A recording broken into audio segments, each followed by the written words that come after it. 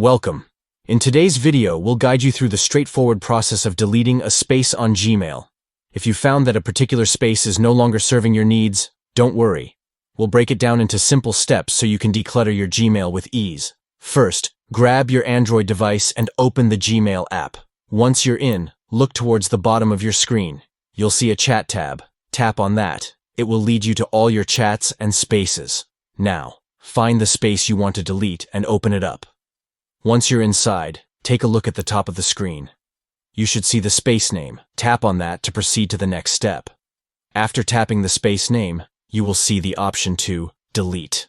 Go ahead and tap on that, and you'll be one step closer to removing the space. Finally, to confirm your action, tap delete again. And just like that, the space is gone.